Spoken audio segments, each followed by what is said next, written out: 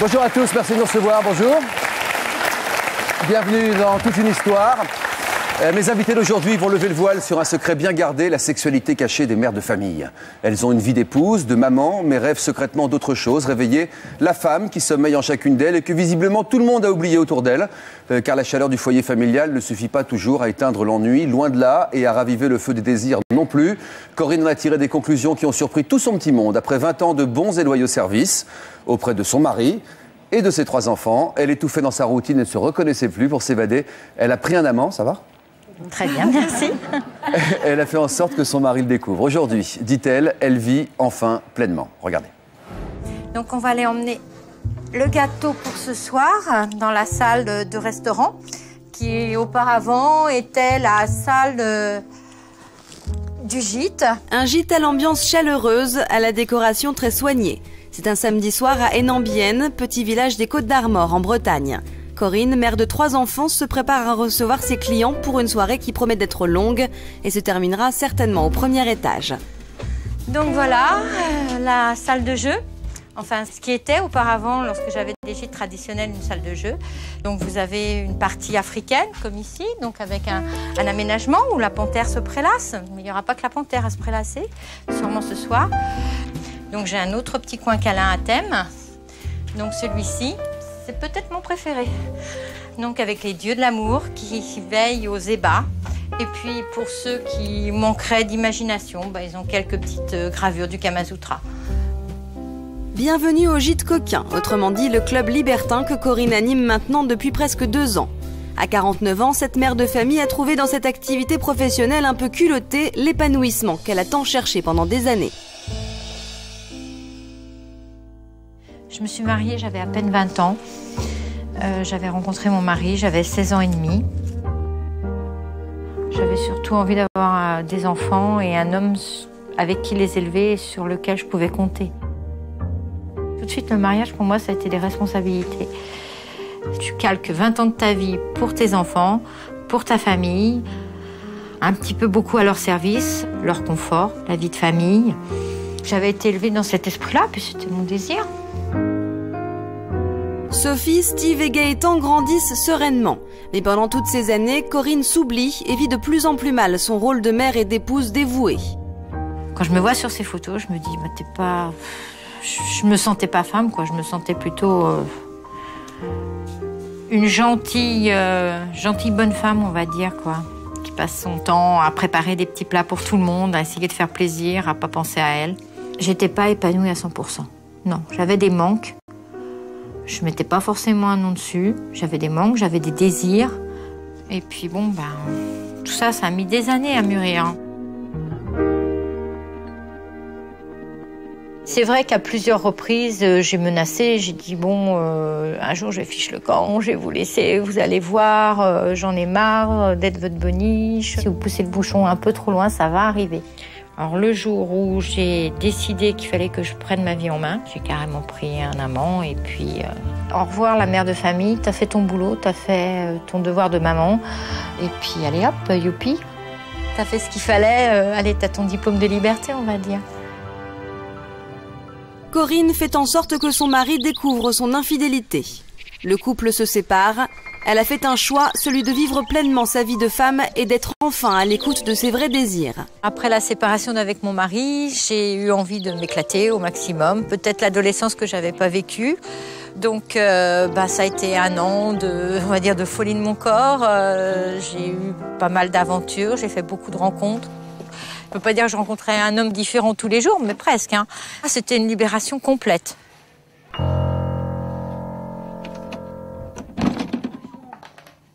Aujourd'hui, Corinne a refait sa vie, mais ses 2 garçons ont encore beaucoup de mal à accepter son choix. À la maison, entre Corinne et ses fils, l'ambiance est souvent électrique.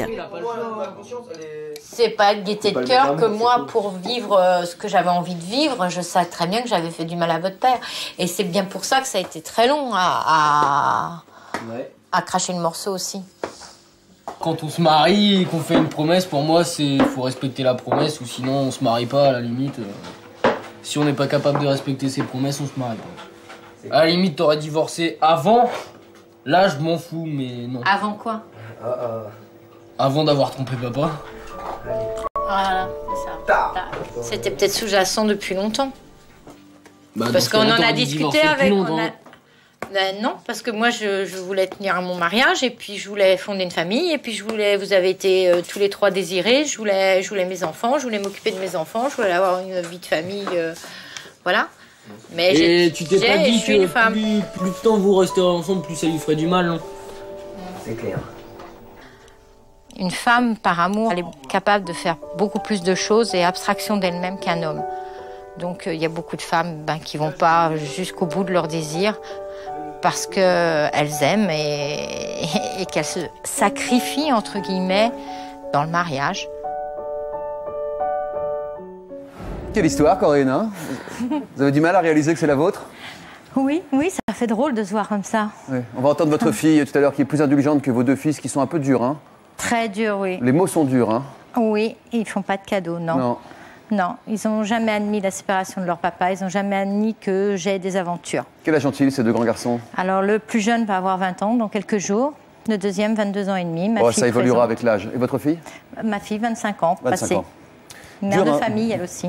Ah, peut-être que vous comprenez mieux parce que vous êtes mère de famille aussi. Peut-être, ouais. Mais enfin, il y a des choses qui ne sont pas passées non plus et qui passeront pas, mais... Qu'est-ce qui ne passe pas? Ce que m'a dit mon frère, le fait que la tromperie, ça a été au sein du mariage. Qu'elle n'ait pas divorcé ou dit les choses directement à mon père avant de faire ce qu'elle a fait. Pour vous, le mariage, c'est sacré? Oui. On ne trompe pas son mari? Non. Eh bien, vous allez être surprise dans cette émission aujourd'hui. Je vous présente nos autres invités. Amélie est mariée, vous avez un petit garçon de 4 ans, bonjour, vous l'élevez, vous êtes mère au foyer, vous menez une vie sage en apparence, car en fait, vous avez un petit secret. Quel est votre petit secret?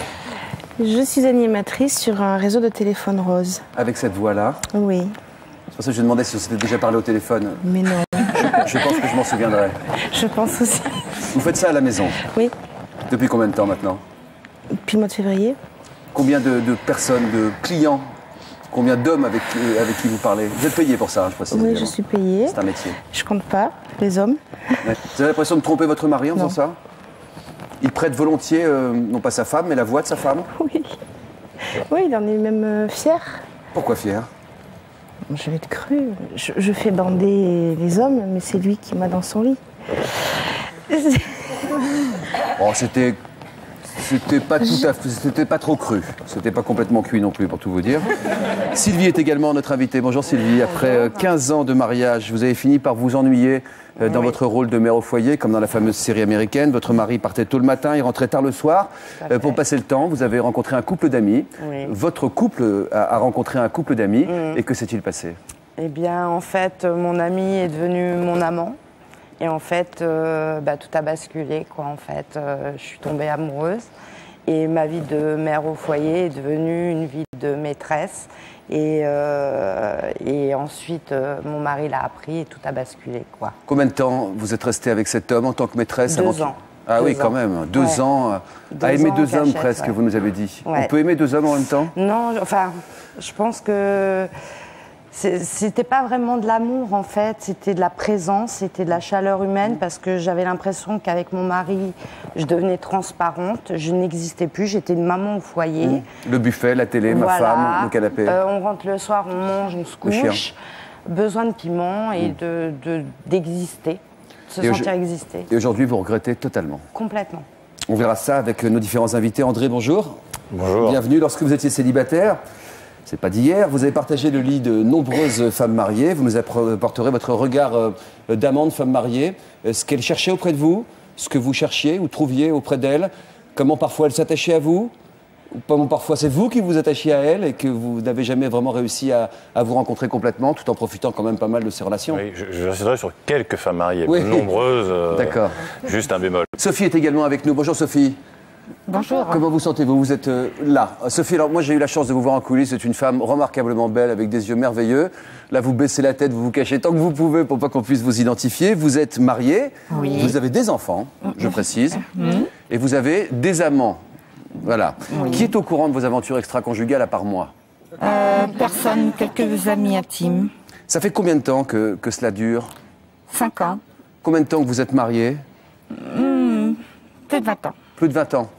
Vous n'imaginez pas du tout quitter votre mari en fait. Vous êtes très heureuse de cette situation aujourd'hui? Ça comble un vide, oui. Oui, je suis heureuse. J'ai l'impression que ce sont comme deux jambes pour avancer pour vous. Vous avez trouvé votre équilibre comme ça? Ça m'a équilibrée. Disons que c'est arrivé dans ma vie à un moment donné où j'en ai eu besoin. Je n'avais que cette issue pour pouvoir rester avec mon mari. Eh bien, on verra tout ça. Est-ce que vous avez culpabilisé la première fois que vous avez embrassé votre premier amant, Corinne? Un petit peu, je m'y attendais pas. J'avais un rendez-vous, c'était pas pour avoir une aventure. On vous a volé un baiser? Non, on m'a pris dans les bras. Donc ça voulait tout dire. Et on m'a entraînée dans une chambre. Vous étiez mariée depuis combien de temps à ce moment-là? Plus de 25 ans. On vous a entraîné dans une chambre, excusez-moi le temps que ça monte au premier étage. On vous a forcé?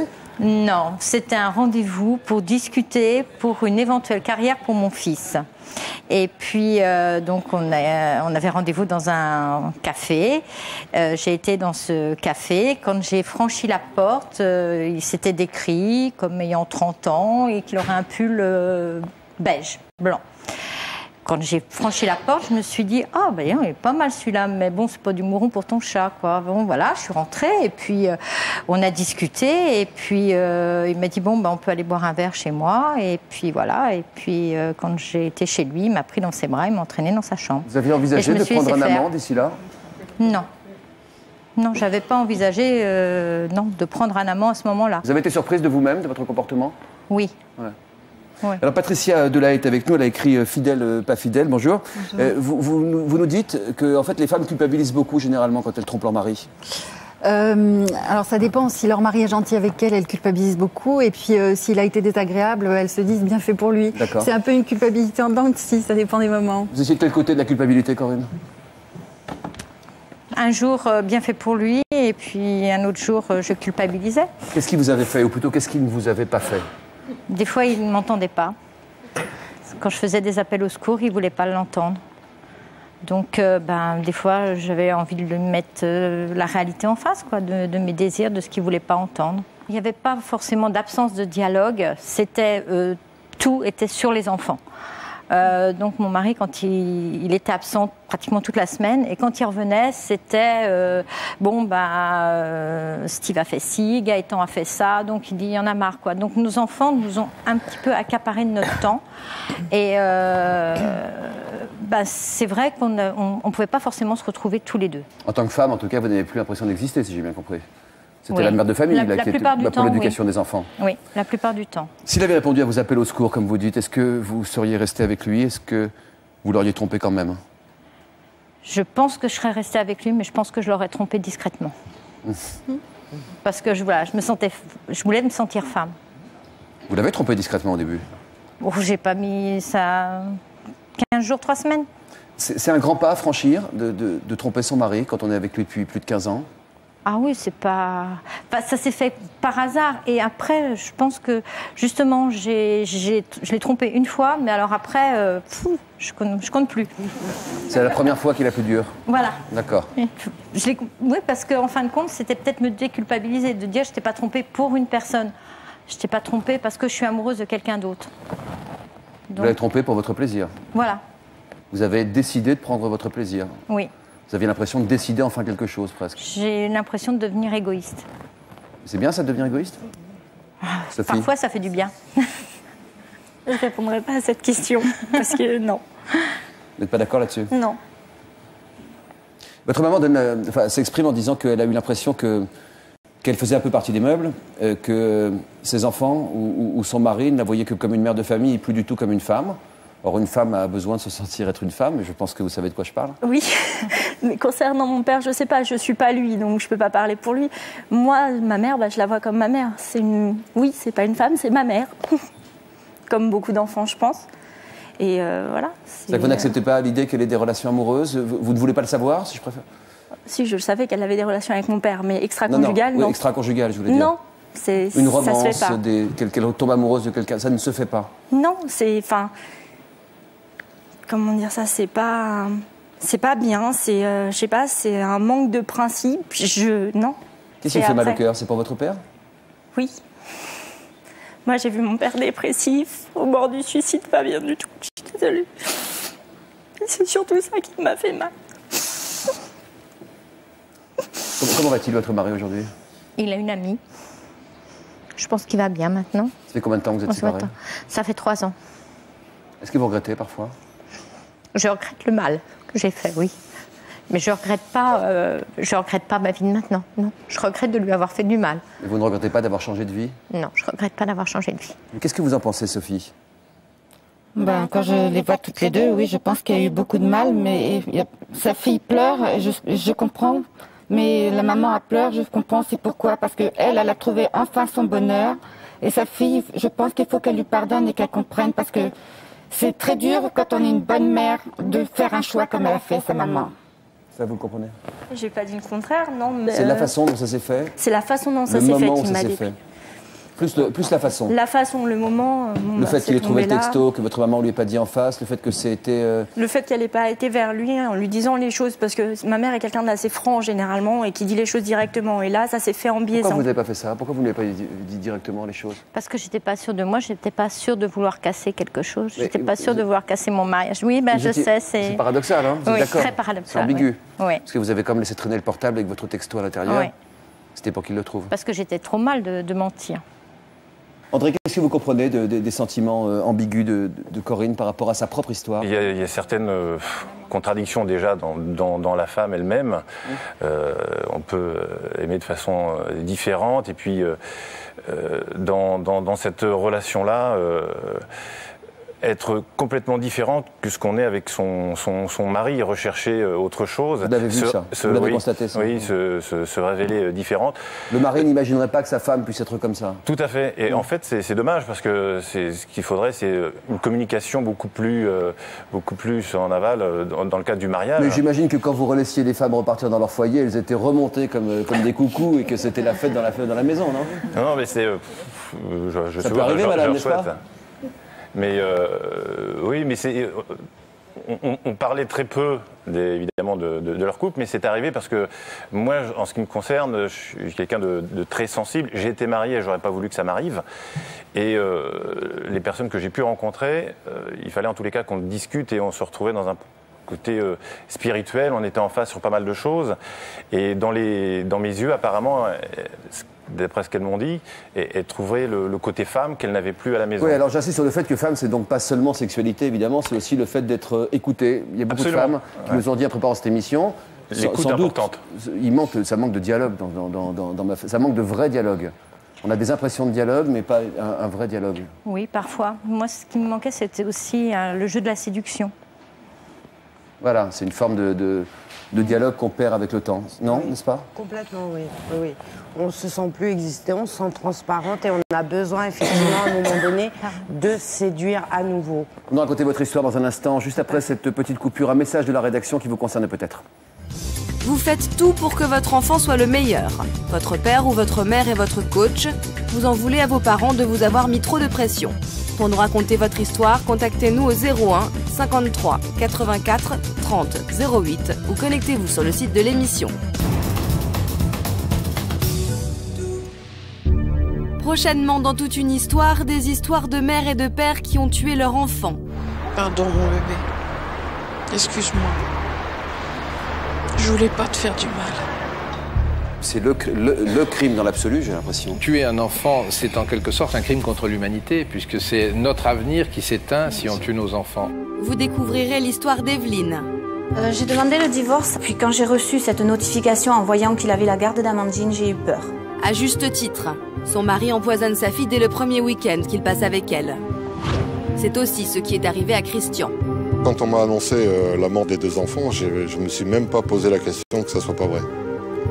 Je la savais capable, oui, de faire du mal. Vous êtes toujours avec des images qui viennent vous se projeter à vous, qui font que vous en sortez jamais. Vous en sortez jamais. Sylvie, quand vous écoutez l'histoire de Corinne, on est en train de parler en fait non pas d'une décision qui a été prise, puisque Corinne, contrairement à vous, ne regrette pas sa décision. Elle voulait se séparer de son mari et vivre sa vie de femme, si je dis la vérité.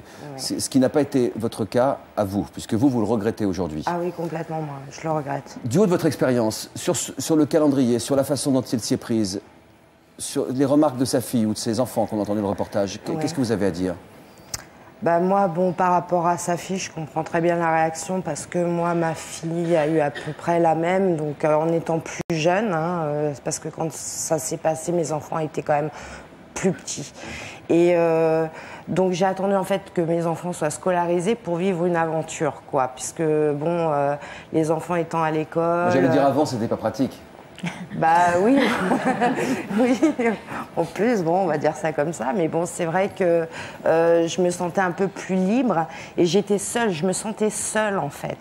Et j'avais besoin d'une présence. Pourtant, vous aviez tout pour être heureuse, hein. Vous étiez un mari qui vous donnait tout ce que vous vouliez, vous habitiez une maison ravissante, vous aviez des enfants que vous adoriez, vous étiez une mère au foyer épanouie. Enfin, dans l'apparence, en tout cas. En apparence, puisque j'avais un manque affectif quelque part, puisque j'ai été le chercher ailleurs. Donc c'est que forcément, j'avais un manque affectif. Patricia, de l'histoire de Corinne et de Sylvie, qu'est-ce que vous comprenez comme point commun, en tout cas, dans leur motivation? Ce qui me frappe, c'est que c'est vraiment représentatif de toutes les histoires que j'ai entendues. J'ai interviewé à peu près une centaine de femmes. Alors, sont toujours, comment dire, on se marie avec quelqu'un qu'on aime, ensuite on se laisse ou on s'enferme dans des rôles sans que personne soit responsable, ni forcément le mari, ni la femme non plus d'ailleurs. On se laisse prendre par le quotidien, par les enfants. Et puis, on traverse aussi des crises existentielles parfois. J'ai remarqué que parfois, il y a un deuil dans la famille qui touche tellement fort qu'on a un besoin de vie très important qui s'exprime. Il y a une pulsion de vie qui devient très forte et on ne sait pas ce qui ne va pas, mais un jour, on craque pour un homme. Alors après, on peut donner des explications rationnelles du genre il me manquait ceci, il me manquait cela, mais avant de le vivre, on ne le sait pas. Et après, on a envie que cette vie continue. Et puis il y a les larmes qui arrivent aussi, les complications, la culpabilité et toujours la pulsion de vie. Donc tout ça est très compliqué. La sexualité reste-t-elle un fondement primordial autour duquel le mariage doit sans cesse continuer de se consolider ? Oui, mais ça ne peut pas être le même épanouissement sexuel pendant 30, 40, 20 ans. Il y a forcément des moments de creux. C'est la même chose pour le dialogue. On ne peut pas dialoguer, on est pris par la vie, par les enfants, par le travail. Donc forcément, mais il faudrait pouvoir se rendre compte qu'il y a quand même des moments dans un couple où on s'aime moins. Sexuellement, physiquement, pouvoir... Des moments faibles où il faut laisser passer. Ou simplement on s'éloigne, en prendre conscience, ne pas s'en vouloir et essayer de se retrouver à ce moment-là. Et dans les moments forts, si c'est possible, les vivre pleinement cette fois. Ah bah oui, en profiter et puis se les remémorer quand ça va moins bien. André, les femmes mariées que vous avez rencontrées, elles étaient en manque de quoi principalement? Moi, je voulais juste réagir. C'était pour dire que les femmes que j'ai pu rencontrer, mariées, voulaient... elles, en tous les cas, préservaient absolument leur foyer. Ouais. Et souvent, c'était je ne toucherai pas à mon foyer, sache que... Vous avez été surpris quand même, on y reviendra tout à l'heure. Vous avez été surpris parfois, André, hein, parce que vous êtes attaché à des femmes, elles se sont parfois attachées à vous, et malheureusement, ça n'a jamais coïncidé véritablement. Sophie, vous trompez régulièrement votre mari avec des amants de passage. Comment vous les choisissez? Comment vous les trouvez? Sur Internet. Ça fait plusieurs années que vous avez des aventures. Comment vous en est venue l'envie? Écoutez, c'est arrivé, mes enfants grandissaient, sortaient, et puis le soir quand ils rentraient, c'était les conflits avec leur père. Je vivais un enfer. Et un jour, je suis allée sur le net et je suis tombée sur un site de dialogue pour parler avec des gens, simplement pour parler, pour connaître des copines, des copains. Et... à force de parler, un jour, j'ai donné mon téléphone, j'ai rencontré, c'était tout à fait amical, il y a eu des amitiés qui se sont créées. Et par la suite, un jour, j'ai rencontré un homme qui m'a apporté le rire, les sorties, ce qui me manquait. Vous voyez, il y avait un vide. Je m'étais aperçue que je m'étais consacrée qu'à ma vie de mère. La vie de jeune femme, quoi, en fait. Oui, j'ai élevé mes enfants, j'ai fait que la cuisine, le ménage, mais mon mari ne me sortait pas. Fidèle pendant 20 ans. Hein. Ah, j'ai toujours été fidèle. Je pensais que j'avais gagné parce que je sais que c'est très dur de rester fidèle, hein, parce que je me suis fait courtiser et j'ai refusé. Et un jour, donc, j'ai craqué parce que vraiment, c'était une ambiance horrible à la maison. Oui. Et si je n'avais pas craqué, j'aurais fait mes valises et j'aurais divorcé. Et là, on serait séparés. Alors que maintenant... Vous dites, vous êtes en train de dire, mon amant a sauvé mon couple, en gros. Ah oui, oui. Ma famille, même. Ah oui, complètement. Excusez-moi, c'était bien, quand même? Super. Si j'avais été libre, mamie, j'ai raté 3 hommes merveilleux. D'accord, sur combien? Pas trop quand même, hein. Non, pas trop, vous inquiétez pas. Non, je m'inquiète pas, je m'intéresse simplement, vous avez remarqué. Je vous le dirai à l'oreille. D'accord. J'ai une oreillette, hein, vous profitez-en. Vous vous sentez aujourd'hui bien quand vous revenez d'une aventure avec votre amant, que vous rentrez dans votre famille? Vous pouvez le soir même faire l'amour avec votre mari sans culpabiliser aujourd'hui? Oh oui, oh que oui. C'est même mieux qu'avant parce qu'il y avait quelque chose qui s'était éteint. Et en fait, comme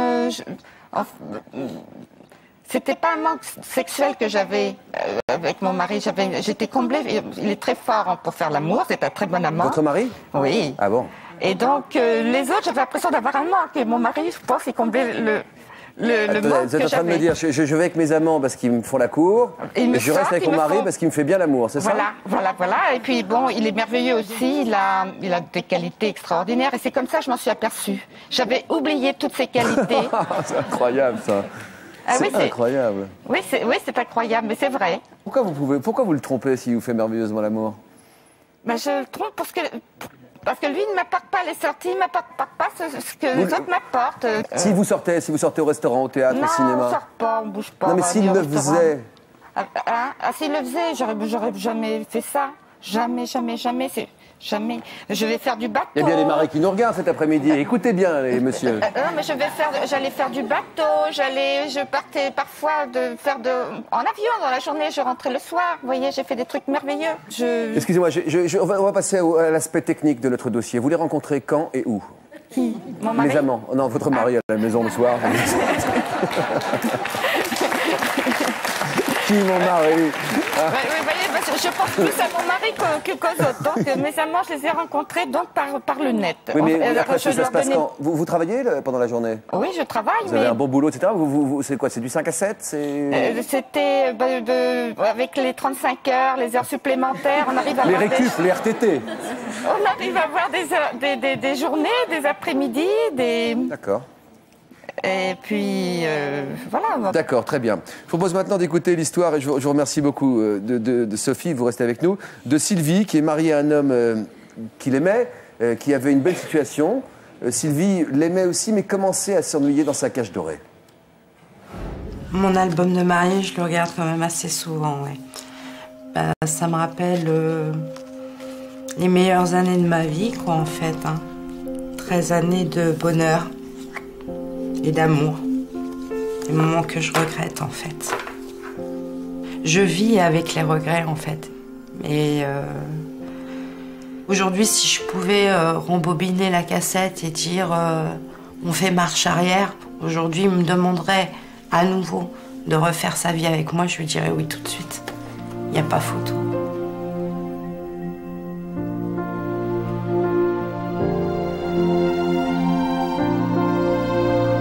J'avais 23 ans, j'étais avec un homme de 11 ans de plus que moi, qui me protégeait. C'était un vrai mariage d'amour, c'était un conte de fées. Franchement, ce mariage était magnifique. Je me suis retrouvée avec une vie de rêve, avec un mari qui m'adorait, qui m'idolâtrait, qui me faisait les plus beaux cadeaux, qui me faisait les plus beaux voyages. C'était vraiment l'amour fou. Pendant quelques années, le conte de fées se poursuit. Sylvie devient maman, elle met au monde une petite fille, suivie 4 ans plus tard d'un petit garçon. J'étais aux anges, je pouponnais, j'étais bien dans ma vie de femme, dans ma vie de mère. Je veux dire, j'avais tout pour être heureuse, en fait, je manquais de rien. Mon ex-mari ne voulait pas, il m'a pas interdit de travailler, mais il n'y voyait pas la nécessité, en fait. Il pensait qu'à partir du moment où j'étais dans ma maison et tout, je devais être heureuse, j'avais tout ce que je voulais, j'avais besoin de rien demander, je l'avais.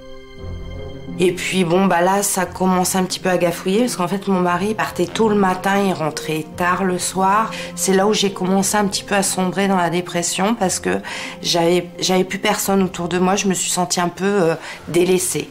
Je m'ennuyais, je me sentais inutile, j'avais l'impression qu'il me voyait plus. Que j'existais plus, j'ai eu l'impression que je devenais transparente à un moment donné. Et en fait, on a rencontré un couple d'amis, Thierry et Sophie, qui habitaient pas très loin de chez nous. Et en fait, on se voyait très très fréquemment, même un peu trop, je pense, à un moment donné. Mon mari, lui, il travaillait beaucoup. Thierry était très présent. On a commencé à s'attacher l'un à l'autre et puis ce qui devait arriver est arrivé, à mon grand regret. On a vécu une histoire cachée, on va dire, pendant 2 ans. j'ai voulu mettre un petit peu de piment dans ma vie parce que c'était un peu monotone, plat pour moi. Je me suis sentie exister. Sylvie se laisse entraîner, mais elle finit par se perdre dans cette liaison. On peut pas appartenir à 2 hommes en même temps. On peut pas. Donc il a appris que j'avais une liaison avec Thierry. Ça a été assez foudroyant, hein, c'est clair. Et ça a été très dur. En fait, il me suppliait de rester avec lui. Et à ce moment-là, j'étais toujours pas prête. Et je lui ai dit non. Je lui ai dit non.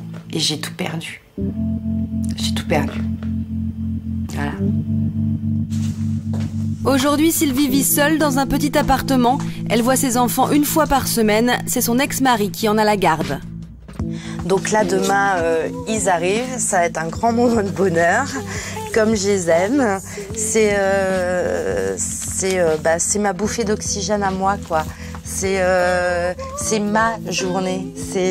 Ça m'appartient et ça, faut pas me l'enlever, quoi. Allô? Allô, ma chérie?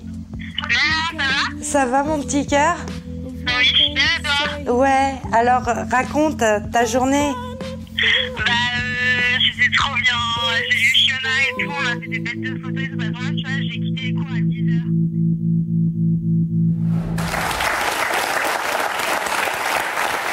J'imagine que vous avez dû être ému en entendant cette jeune fille discuter avec sa maman tout à l'heure. Tout à fait, ah oui, complètement. Quel âge ont vos enfants aujourd'hui? Marine a 14 ans et Alexis 10 ans. Waouh. Ouais, donc ça a grandi et ça a évolué aussi beaucoup. Vous n'avez pas leur garde? Non, en fait, ils sont restés avec leur papa. Ils ont choisi de rester avec leur papa? En fait, j'ai eu des soucis de santé suite à mon divorce. Bon, j'ai un peu sombré dans la dépression. Et donc, pour une question de logistique et pour une question financière, on va dire qu'il était préférable qu'ils restent avec leur papa. On reprend le fil chronologique de votre histoire, Sylvie. Vous êtes mariée à 23 ans. Oui. Vous étiez, dites-vous, choyée par votre époux. Vous vous consacriez à votre travail de mère au foyer. Qu'est-ce qui vous manquait? Sa présence. Il partait tôt le matin, il rentrait tard le soir. Ouais. Qu'est-ce qu'il faisait comme boulot? Il est acheteur, en fait. Commercial, sur les routes? Oui. Donc il était très peu disponible. Et bon, en plus, on n'était plus en phase à un moment donné. Parce que lui, travaillant toute la semaine, étant en séminaire, enfin bon, pas souvent là.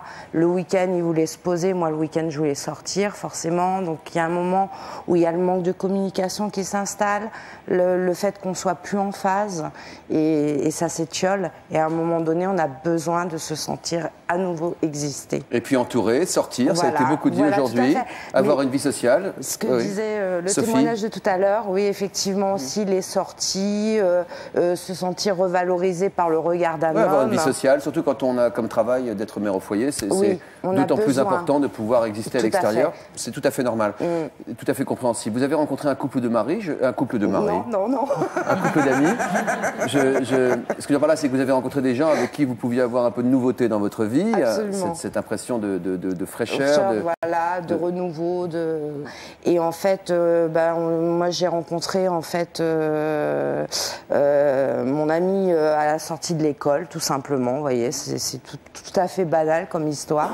Et en fait, on tombe amoureux. Je le note, oui. On tombe amoureux. On croit tomber amoureux parce qu'en fait, je pense que c'était pas vraiment de l'amour, c'était plus une présence, une chaleur humaine, des bras pour vous porter. Quelqu'un qui vous séduit. Qui vous séduit, qui vous donne l'impression d'exister, d'être belle, d'être. Mais ça s'est fait comme ça à la sortie de l'école, vous êtes en train de dire? Non, c'est arrivé petit à petit. On a commencé à se voir un peu plus fréquemment. Et puis bon, effectivement, les sentiments ont commencé à s'installer. Où est-ce que vous vous voyiez? Ça vous intéresse, ça, hein? J'aimerais savoir comment ça se passe concrètement. Pas dans le détail, vous comprenez ce que je veux dire. Bon, c'est arrivé à l'hôtel, bien sûr, puisque ayant des enfants tous les deux, c'était quand même pas facile à gérer. Donc, et le faire chez soi, chez sa famille, ça ajoute pas un peu à la culpabilité? Si, complètement. Vous l'avez fait? Ça m'est arrivé. Et je m'en suis énormément voulu. Vous avez joué avec le feu? Vous auriez pu vous faire prendre? On a besoin de ça. En fait, c'est un besoin. Je crois que c'est ça qu'on a besoin. De jouer avec le feu? De jouer avec le feu, d'avoir du piment dans sa vie, de se sentir à nouveau exister. Alors, ça a duré 2 ans quand même, cette relation, avant qu'elle soit connue. Oui. Vous vous rencontriez régulièrement en couple, à 4? Oui, en plus, oui. Ça devait être sympa. Alors, c'était comment, des petits coups de pied sous la table? Tout à fait. Ah oui. Ouais. ouais. Des regards, dès qu'on pouvait s'éclipser, on s'éclipsait. Et les deux autres? Les deux autres voyaient rien parce qu'ils étaient tellement... Enfin, moi, je parle pour mon mari. Hein. Mon mari était tellement amoureux de moi. Il était tellement confiant vis-à-vis de Thierry, qui était un très bon ami à lui, qu'il était loin de s'imaginer.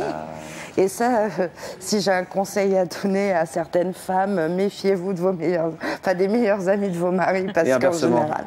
Et inversement. Ouais. Meilleurs amis, j'aime bien le terme. Ouais. 2 ans. Les meilleurs amis qui deviennent meilleurs ennemis, oui. Et aujourd'hui, j'imagine qu'ils ne sont pas copains, oui. Ah non. Comment a-t-il découvert la vérité, votre mari? En trouvant une lettre que Thierry m'avait laissée dans mon sac, en fait. Vous avez fait exprès pour vous faire surprendre? Oui, parce que, en fait, j'ai lancé plusieurs fois des perches à mon ex-mari en lui disant « Tu vois pas que j'ai changé, c'est pareil, j'avais énormément maigri, je m'habillais autrement, je me coiffais autrement, je sortais, parce qu'avec Jean-François, on sortait, nous, contrairement à Sophie. Où? Bon, on allait au restaurant, les week-ends, je demandais à mon mari de garder les enfants et je partais avec Thierry. Et vous lui disiez que vous alliez où? Que je sortais avec des amis, que j'allais voir des copines. Votre mari n'était pas là pendant la semaine? Si, la semaine, il était là. Il rentrait tard, je crois qu'il ne rentrait pas, parce que vous devez parler de séminaire, etc. Oui, ça arrivait aussi qu'il parte en séminaire. Il n'avait pas une maîtresse, lui, de son côté? Non. Mon mari? Non, et en fait, comme m'a dit mon ex-mari, tu étais la femme de ma vie et jamais je pourrais reconstruire quelque chose avec quelqu'un d'autre. Quand il s'est aperçu que vous aviez une relation avec cet homme, il vous a donné une seconde chance? Oui. Après une semaine de réflexion? Oui, absolument. Vous avez réfléchi pendant cette semaine-là? En fait, j'étais pas apte. Tout a été très très vite, ça s'est bousculé, ça a été quand même un cataclysme, hein, cette histoire, parce que forcément, quand mon ex-mari a appris en plus que c'était avec Thierry que je l'avais trompé, ça aurait été quelqu'un d'autre, à la limite une personne qu'il ne connaissait pas, je pense que ça serait mieux passé. Mais il n'avait pas des petits doutes quand vous sortiez le week-end et tout ça? Mais ici, puisque lui-même m'a dit par la suite, je me doutais que tu avais une relation, mais je pensais que tu n'étais pas bien. Bon, c'est vrai que c'était une période où j'étais un petit peu dépressive. Mais il n'a pas su en parler avec vous à ce moment-là? Non, il ne voulait pas communiquer. Je lui ai tendu des perches en lui disant, mais tu vois pas que je change, tu vois pas que je sors, tu me demandes pas où je vais. Tu vois pas que je suis belle? Oui. Non, pas vraiment en ce moment, mais non, mais voilà, quoi. Je lui tendais des perches pour lui dire, mais bouge, vas-y, mets un coup de pied dans la fourmilière, là, faut que ça... Et en fait, il voulait pas, il avait la trouille, en fait, de me perdre, mais il m'a perdu.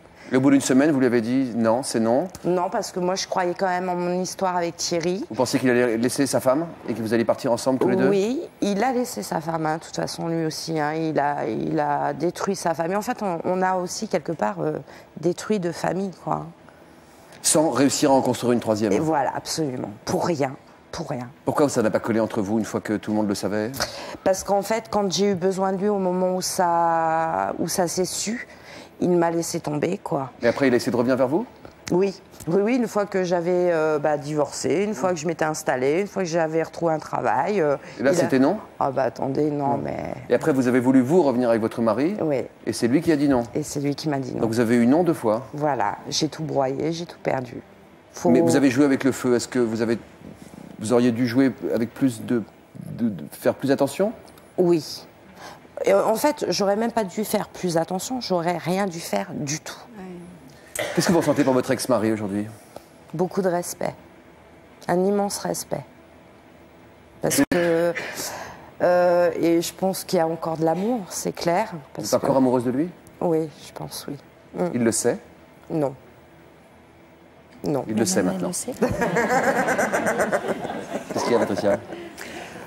Vous êtes comme ça? Ouais, parce que je trouve toujours ces histoires absolument désolantes. En général, on ne peut pas s'empêcher parce que c'est une pulsion de vie, mais qui est un appel. Alors, évidemment, dit comme ça, j'ai trompé mon mari avec son meilleur ami, on trouve ça amoral. Ouais. Mais dans le feu de cette pulsion de vie qui est infiniment forte, parce qu'il y a quelque chose qui a été étouffé pendant des années, et il faut que ça se vive, ça se vit en prenant des risques, en étant amoral, en agissant contre ses valeurs, et ça, je l'ai retrouvé des tas de fois. Et puis, c'est toujours une aventure. Alors, il y a des gens qui arrivent à à se refroidir au bout d'un moment en disant mais ça va pas, je suis complètement folle, et qui à ce moment-là retrouvent un peu la tête froide et l'amour qu'elles ont pour leur mari et tout ça. Et puis d'autres, en effet, pour d'autres qui arrivent à s'en arranger, comme Sophie, qui arrive à trouver un équilibre sans faire de mal. Mais elle était en larmes, hein, cette jeune femme avec qui on était. Qui était cachée. Oui, en fait, je l'ai appris pendant le reportage. Oui, parce que je crois qu'elle a très peur. Elle a conscience quand même de ne pas pouvoir s'en empêcher, mais de prendre le risque de perdre son mari. Elle était bouleversée par les idées, par les histoires qu'elle a. Et la peur de perdre son mari, ce qui serait la plus grande tragédie de sa vie. On a vu ça. Et voilà. Vous confirmez, Sophie? Et vous, oui. Voilà. Et donc, si vous voulez, on ne peut pas reprocher aux gens de vivre, d'aller au bout de cette force de vie. Parce que sinon, ça ressemble à de la dépression. Vous savez bien qu'on ne juge pas ici. Oui, mais voilà. Oui, non, mais sauf après, que les enfants ne comprennent pas que... Et si votre mari... on met sa vie en l'air, vraiment. Si votre mari vous disait « reviens à la maison », tout de suite. Tout de suite? Tout de suite. Ça fait combien de temps que vous êtes divorcés? 7 ans. Mais on se voit fréquemment, on passe les dimanches tous ensemble, en famille, et c'est des véritables moments de bonheur, et ça me ressource, en fait. Pourquoi vous ne lui dites pas que vous l'aimez? On en a déjà vu des histoires comme ça. Je vais oui, pas vous faire Jacques Brel, mais bon, je veux dire, pour l'instant, je me sens pas prête. Je me sens pas prête. Vous attendez quoi? Vous attendez combien de temps encore? Un signe de lui, je pense, un signe de lui. Donc vous n'êtes pas prête à lui dire. Voilà. Bah là, le signe a été fait. Grâce à vous, merci. Ah bah non, grâce à vous, c'est vous qui êtes venu ici. Certaines femmes ont-elles souhaité quitter leur mari pour vivre avec vous, André?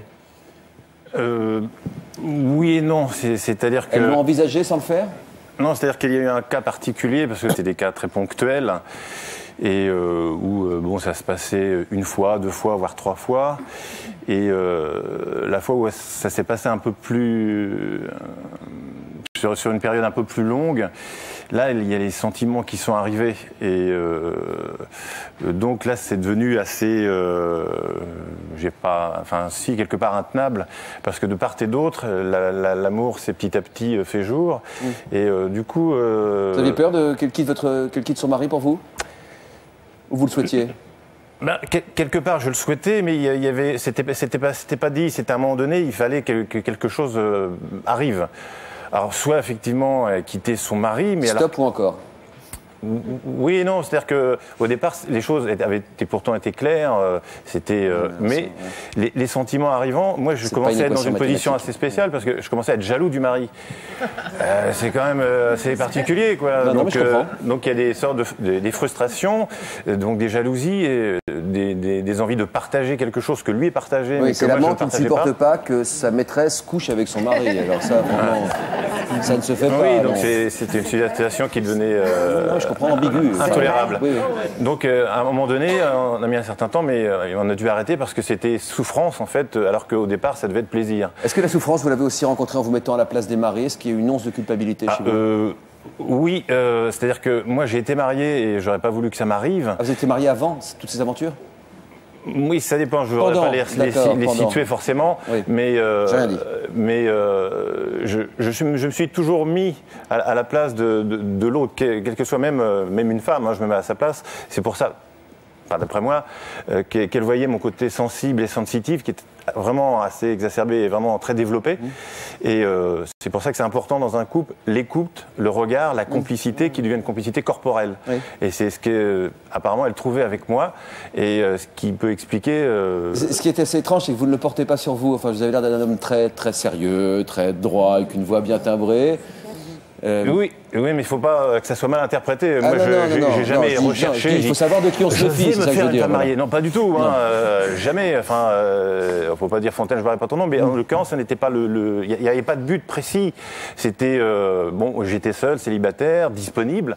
Donc, il y a de la complicité qui s'est installée, et tout à l'heure, je crois qu'on en a parlé, il y a une complicité qui s'installe de regard, d'écoute et de corps. Merci André, c'est très clair. Amélie, est-ce que vous avez déjà été infidèle? Non, jamais. C'est formel, ça? Formel. Alors, infidélité ou pas, c'est toute la question, chacun va se faire son idée, en tout cas.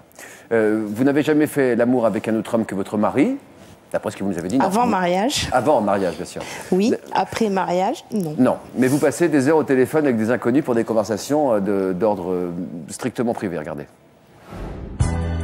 Salut, comment tu t'appelles? Moi, c'est Alex. Ça va? Oui, toi? Est-ce que tu aurais envie que je me décrive un peu? Ah, volontiers. Alors, je suis brune aux yeux verts, je suis à peu près 1m60. J'ai la peau mate, des cheveux longs, une jolie paire de seins ronds, bien ferme, un petit cul cambré avec des fesses charnues et musclées. Cette voix sensuelle qui aguiche des hommes cache en vérité une tranquille mère de famille. Qu'est-ce que c'est ça? Ne touche pas. Quand elle ne s'occupe pas de son petit garçon, Amélie est hôtesse pour une ligne de téléphone rose. Une activité qui lui permet d'arrondir ses fins de mois tout en restant à la maison, disponible pour son fils. Si jamais il ne dort pas ou qu'il est dans la maison, même dans une autre pièce, je ne me connecte pas. Point de vue pratique, on ne sait jamais. Puis il peut rentrer dans la pièce. Il y a des mots que je n'ai pas vraiment envie qu'il entende. C'est quoi mon travail? Je sais pas. Je vends des carottes. C'est mon travail. Non. C'est quoi? Avec quoi je travaille? Au téléphone. Au téléphone. Sage. Maman, c'est la vie de tous les jours. C'est des plaisirs tous les jours. Et mon travail au téléphone, c'est pas une évasion, c'est un jeu. Après, je pense que les personnes au téléphone sont moins dans le jeu et sont dans une autre recherche, mais pour moi, c'est un jeu. Amélie a beaucoup discuté avec son mari et son entourage avant d'accepter ce poste d'hôtesse de charme. Les gens à qui j'en ai parlé n'ont pas été choqués. Après, j'en parle librement quand je suis dans mon groupe d'amis qui sont au courant. Excusez-moi. Allô? Bonjour. Qu'est-ce que tu recherches?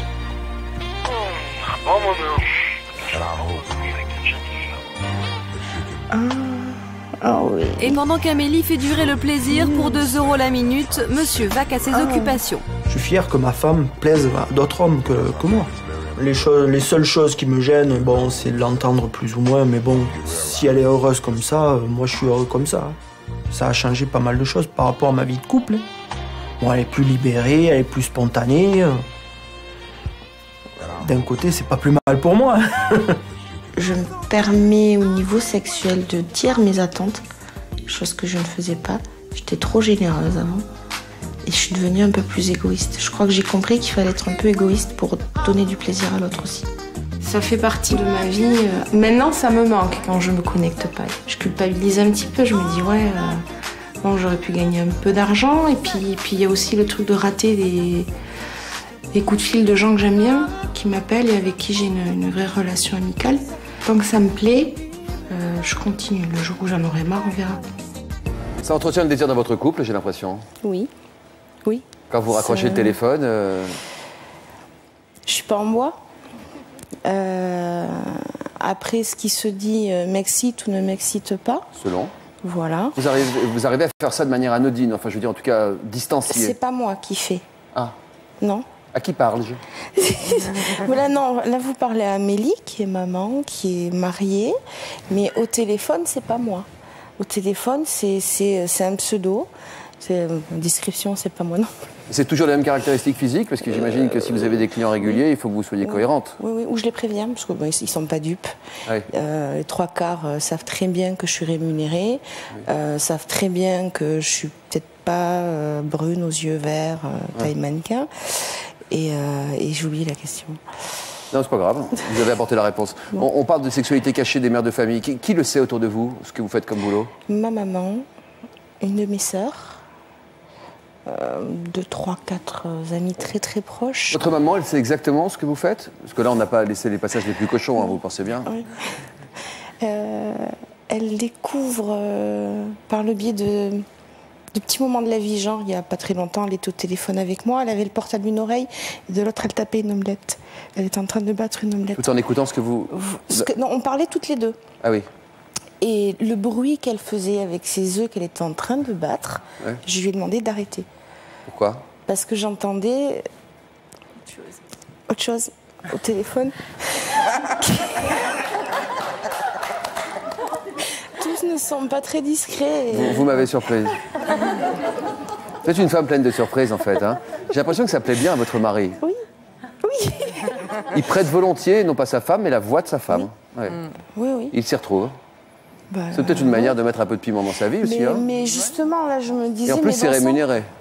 Je me disais, bon sang, mais que toutes les femmes qui ont envie de tromper leur mari juste pour une histoire de fesses, qu'elles se mettent sur des lignes roses. Moi, elles gagnent des ronds, mais c'est secondaire.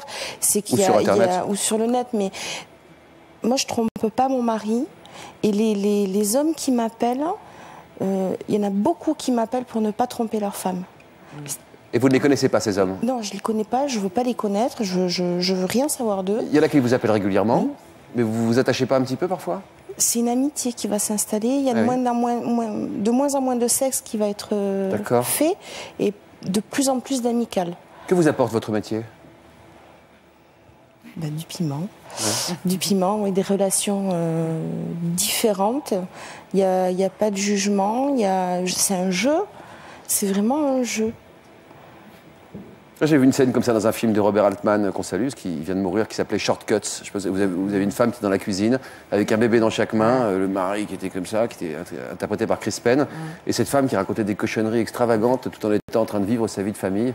Vous ne le faites pas devant vos enfants, elle le faisait, pas du tout. Elle le faisait devant ses enfants, ce qui ajoutait encore plus de crudité, ce qui est très différent de ce que vous faites. En tout cas, attention à ne pas tomber accro. S'il y a quelque chose à retenir de cette émission, vous aurez peut-être du mal, c'est le cas de le dire, à décrocher. S'il y a une chose en tout cas à retenir de cette émission, c'est sans doute qu'il ne faut pas sous-estimer la femme qui sommeille en chacune de nos mères de famille. Merci à tous d'avoir témoigné avec sincérité. À bientôt.